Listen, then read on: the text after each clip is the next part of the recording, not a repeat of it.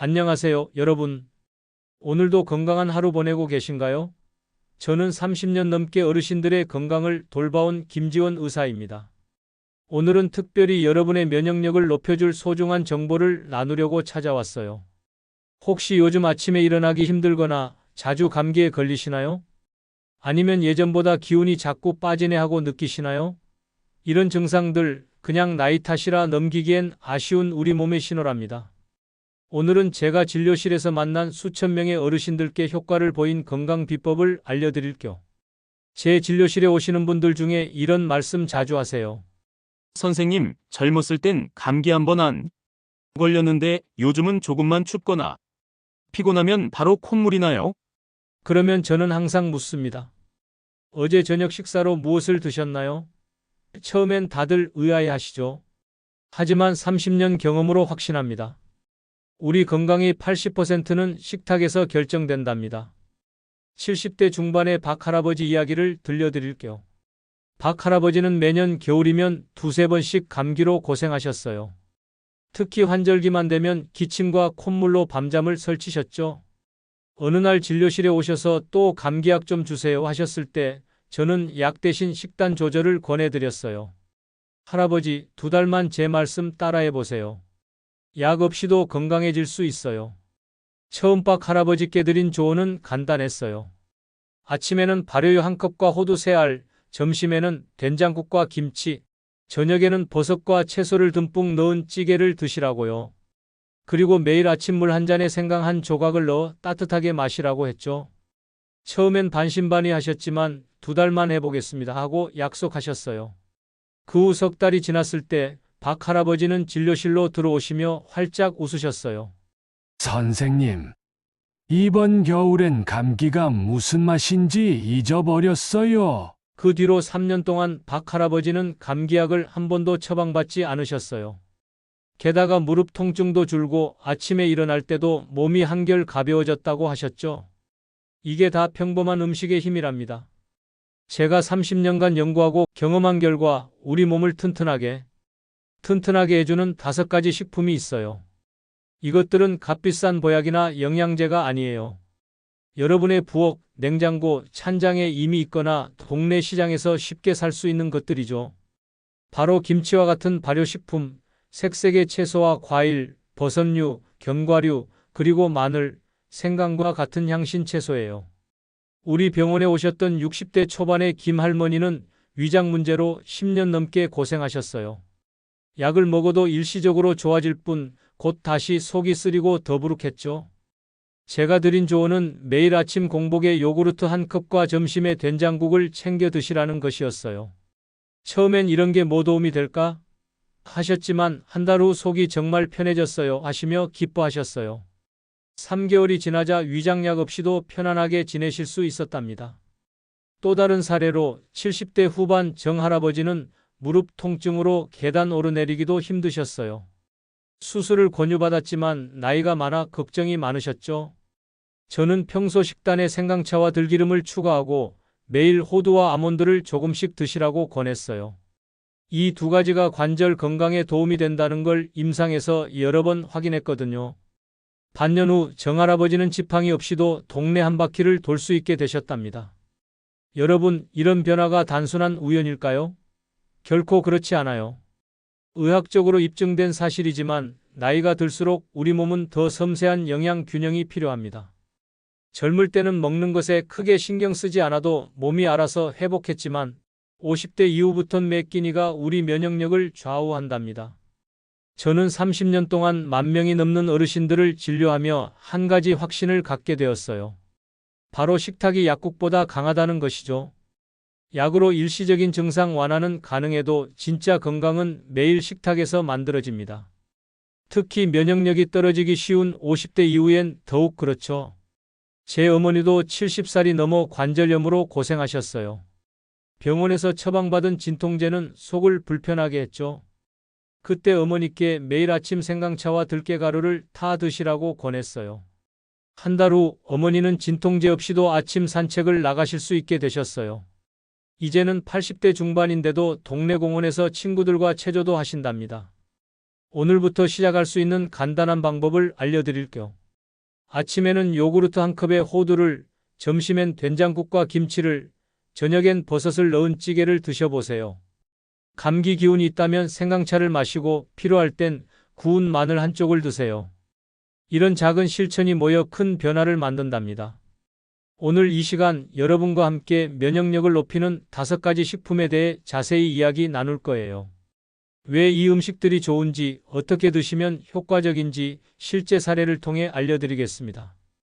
이 방송이 마음에 드신다면 구독과 좋아요 버튼 눌러주세요. 여러분의 응원이 더 많은 건강 정보를 나눌 수 있는 힘이 된답니다. 제가 진료실에서 만난 수많은 어르신들의 경험과 의학적 연구를 바탕으로 오늘은 누구나 쉽게 실천할 수 있는 건강 비법을 알려드릴게요. 복잡한 의학 용어 대신 쉽고 따뜻한 말로 풀어드릴 테니 끝까지 함께 해주세요. 자, 이제 본격적으로 면역력을 높이는 5가지 식품의 세계로 들어가 볼까요? 여러분, 이제 본격적으로 면역력을 높이는 5가지 식품에 대해 자세히 알아볼게요. 제가 30년간 의사로 일하며 수많은 어르신들에게 권해드린 음식들이에요. 이 음식들은 의학적으로도 그 효능이 인정받은 것들이랍니다. 무엇보다 약이 아닌 음식이기에 부작용 걱정 없이 매일 드실 수 있어요. 하나씩 천천히 알아볼까요?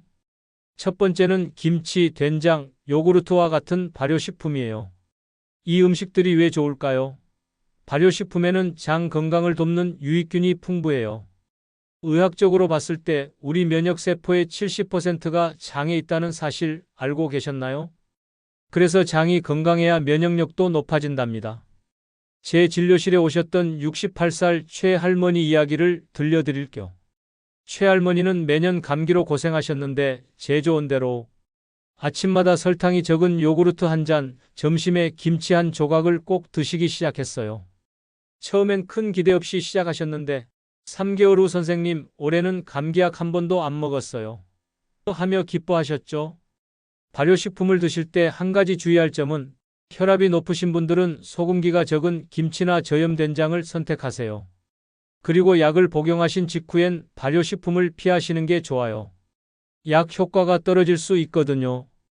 약 복용 2시간 후에 드시면 더 좋답니다. 두 번째는 색색의 채소와 과일이에요. 빨간 토마토, 주황색 당근, 초록 시금치, 보라색까지. 이 다양한 색깔이 바로 항산화 물질이랍니다.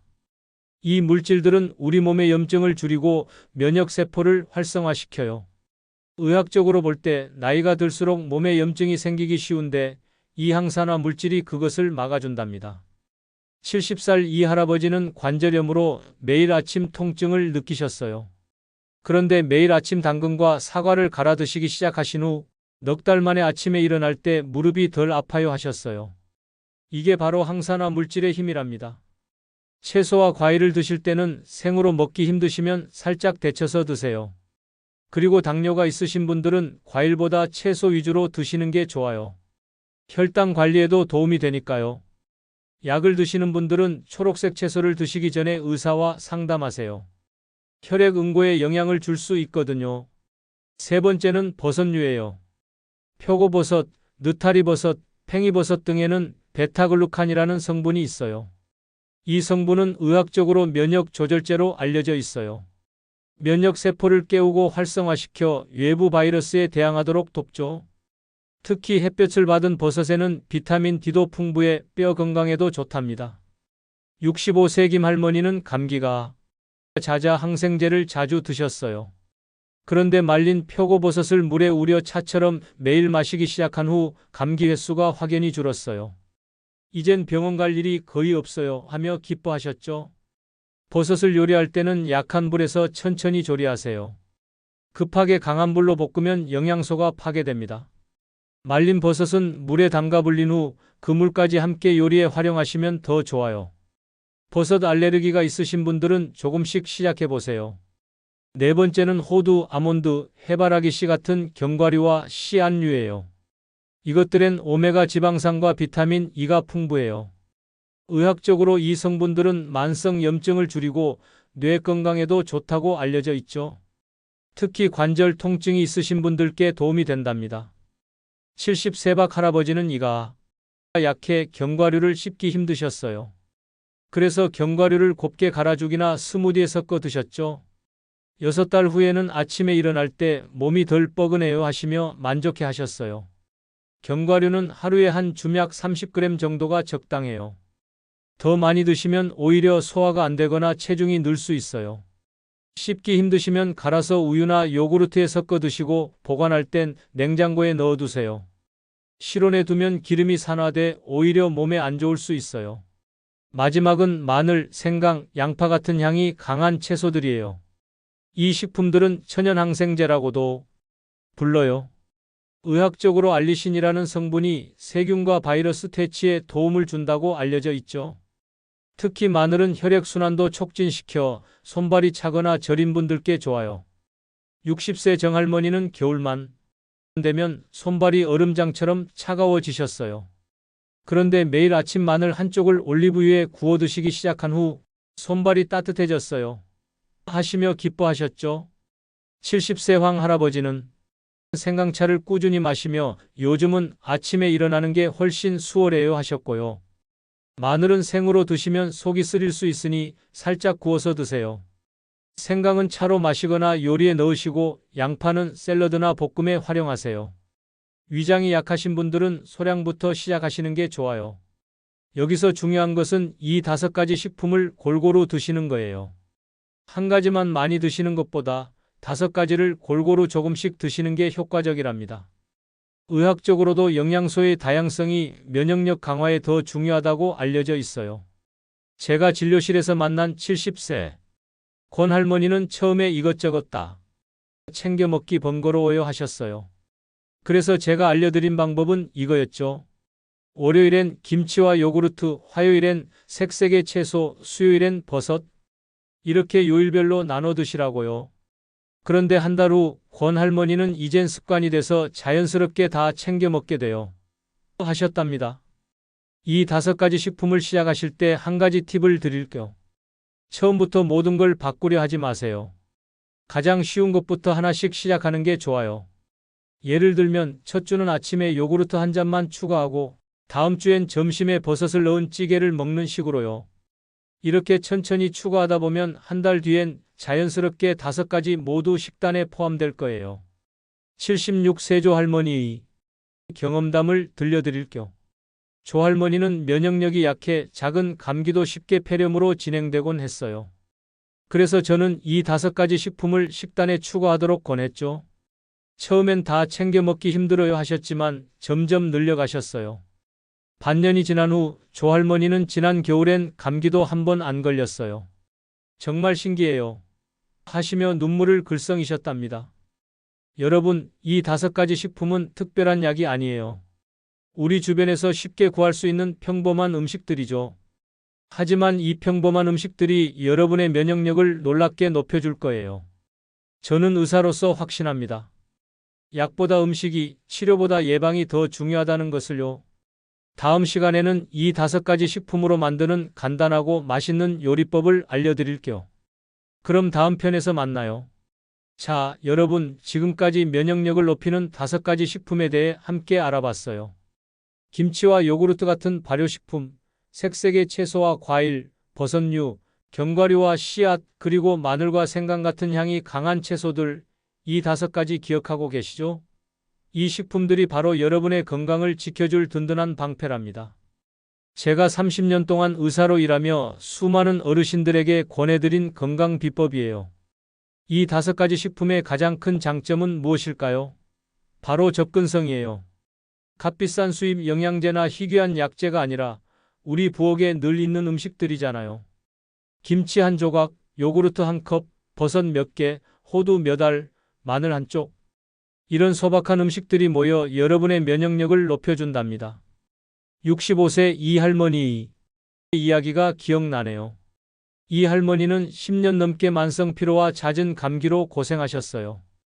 그런데 이 5가지 식품을 꾸준히 드시기 시작한 후 6달 만에 요즘은 손주들이 할머니가 젊어졌다고 놀려요. 하시며 웃으셨답니다. 이런 변화 여러분도 충분히 경험하실 수 있어요. 각 식품의 효과를 한 번 더 정리해 볼게요. 발효식품은 장 건강을 통해 전체 면역력을 높여주고 색색의 채소와 과일은 항산화 작용으로 염증을 줄여요. 버섯은 면역세포를 활성화하고 견과류와 씨앗은 건강한 지방을 공급해 만성 염증을 줄이죠. 마늘과 생강 같은 향신 채소는 직접적인 항균, 항바이러스 효과가 있고요. 이 5가지를 골고루 섭취하면 면역 체계의 모든 부분이 튼튼해진답니다. 자, 그럼 이제 실천 방법을 구체적으로 알려드릴게요. 첫째, 아침에 일어나면 미지근한 물 한 잔에 생강 조각을 넣어 마셔보세요. 둘째, 아침 식사로 요구르트에 견과류를 뿌려 드세요. 셋째, 점심에는 채소를 듬뿍 넣은 식사와 김치 한 조각을 꼭 챙기고요. 넷째, 저녁에는 버섯을 넣은 찌개나 국을 끓여보세요. 다섯째, 취침 전 따뜻한 우유에 약간의 생강과 꿀을 타서 드시면 숙면에도 도움이 된답니다. 이런 작은 변화들이 모여 큰 차이를 만들어내요. 제 환자 중 73세정 할아버지는 이 방법을 시작한 후 1년 만에 혈압약 용량을 줄이셨어요. 겨울엔 언제나 감기로 고생하셨는데 이젠 그런 걱정도 없이 지내신다네요. 낮 동안 피곤함도 줄고 밤에 잠도 더 잘 오고 정말 달라졌어요. 하시며 기뻐하셨죠? 건강한 식단 변화에서 또 하나 중요한 점은 가족의 참여예요. 혼자서는 꾸준히 하기 어렵지만 가족이 함께하면 훨씬 쉬워져요. 70살 김할머니는 처음엔 혼자 실천하려다 자주 잊어버리셨대요. 그런데 손주들이 할머니, 오늘 요구르트 드셨어요? 하고 체크해주기 시작하면서 꾸준히 이어갈 수 있었답니다.